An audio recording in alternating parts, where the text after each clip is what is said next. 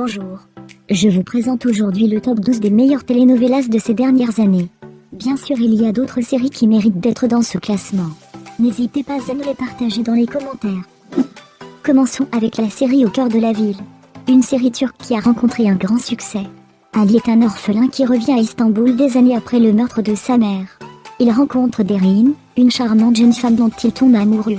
Malheureusement, Derin est la fille de Tekin Mirkulamoglu, un des responsables de la mort de la mère d'Ali. Ali doit affronter tous les ennemis sur son chemin afin de pouvoir vivre son amour avec Derin. Rosario est une jeune étudiante en droit. Son rêve est de devenir avocate afin d'aider les gens de son quartier. Elle rencontre un jour Alejandro Montalban, un grand et riche avocat chez qui elle ira travailler. Alejandro et Rosario tombent tout de suite amoureux. Cependant, un grand secret viendra entraver cet amour. Autrefois, la mère de Rosario était la fiancée d'Alejandro. De plus, Rosario est également la fille du pire ennemi d'Alejandro. Myriam formait un couple avec Octet. Un jour, Octet renverse une personne lors d'une nuit de tempête. Piégée par son petit ami, Myriam finira derrière les barreaux pour le meurtre. Savas, qui veut se venger d'elle, ira à la rencontre de Myriam. Il se rendra compte qu'elle est innocente et décidera de faire alliance avec elle. C'est alors qu'un amour improbable naîtra. Jorge Monforte, un riche homme d'affaires du Brésil, achète un jour des parts dans la célèbre banque portugaise Ferreira da Fonseca menée par le terrible Miguel Ferreira da Fonseca. Il espère ainsi se venger de lui pour le meurtre de sa famille 15 ans auparavant. Malheureusement, Jorge retrouve aussi son amour d'autrefois qui est Villa, la fille de Miguel. Il devra choisir entre la vengeance ou l'amour. Une jeune Mexicaine, Teresa Mendoza, rencontre Guerrero, neveu de Don Epifani Vargas qui est à la tête du cartel de Sinaloa au Mexique. La vie de Teresa bascule le jour où son petit ami se fait tuer. Elle doit fuir en Amérique. Afin de se venger, elle rejoint le cartel de drogue de Camila Vargas, la femme de Don Epifanio. Teresa sera alors amenée à régner sur le cartel de drogue du Texas. Santa Martinez vivait avec son mari et son fils. Malheureusement, un jour, son mari est tué par la puissante famille Cano. Santa, qui aimait son mari, décide de changer d'identité afin de se venger de la famille Cano. Elle épouse Umberto Cano, le fils aîné des Cano, pour les détruire de l'intérieur. Malheureusement, elle tombera amoureuse de Santiago Cano, le plus jeune frère qui n'a rien à voir avec sa terrible famille.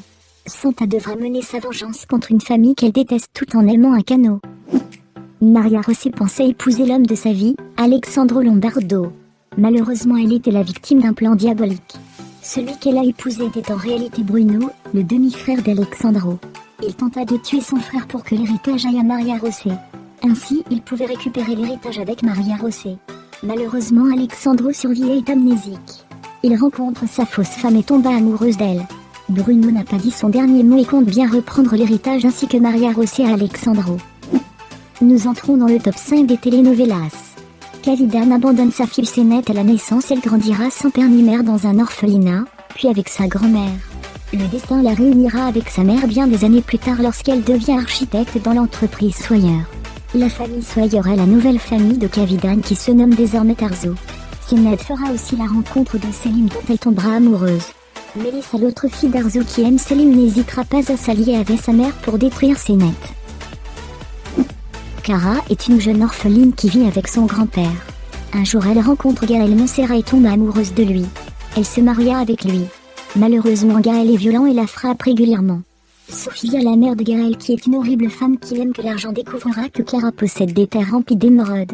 Elle piégera Clara en l'enfermant dans un asile et lui prendra le fils qu'elle a eu avec Gaël. Clara s'échappera de l'asile bien des années plus tard afin de récupérer son fils et détruire la famille Montserrat. Nina est une jeune femme qui revient au Brésil afin de se venger de son ancienne belle-mère Carmina. Celle-ci est responsable de la mort de son père et elle a abandonné Nina dans une décharge après cela. Nina a été adoptée par la suite et est devenue une grande cuisinière. Elle se fait engager chez Typhon, un grand sportif mais qui est aussi celui qui a renversé son père, et il est également le mari de Carmina qui profite de son argent. Nina devra se venger de Carmina alors même qu'elle tombe amoureuse de son fils Jorginho. Catalina Santana est une jeune fille née dans un quartier pauvre. Afin de goûter au luxe, elle devient fille de joie pour les mafieux du cartel de drogue. Cela l'amènera à sa perte car elle se suicidera après avoir tout perdu. Sa mère lui donnera un autre enfant avec Albero Marie, l'amour de jeunesse de Catalina. Il donne nomma cette fille Catalina également en mémoire de sa défunte fille. Malheureusement pour eux, une ancienne amie de la première Catalina les déteste. C'est la terrible narcotrafiquante Jessica Beltran, alias la Diablesse. Elle viendra bouleverser leur vie en les envoyant tous en prison. La famille Santana Marine devra alors affronter la terrible dirigeante du cartel et sa fille Daniela. La Donia est une femme impitoyable qui évolue dans le monde des affaires et de la criminalité. Elle n'hésite pas à détruire et tuer ses ennemis. Mais derrière cette femme se cache un grand secret. Lorsqu'elle était adolescente, 5 hommes ont tué sa famille et son amoureux, puis l'ont violée. Elle était la seule survivante avec sa sœur. Bien des années plus tard, la terrible Donia cherche toujours les hommes qui l'ont violée. Le passé revient la tourmenter lorsque sa fille Monica, qui est née de ce viol, apparaît dans sa vie. Malheureusement, elles sont des rivales pour l'amour de Saoul. Si tu veux nous remercier pour cette vidéo, laisse un pouce et abonne-toi pour être informé des prochaines vidéos.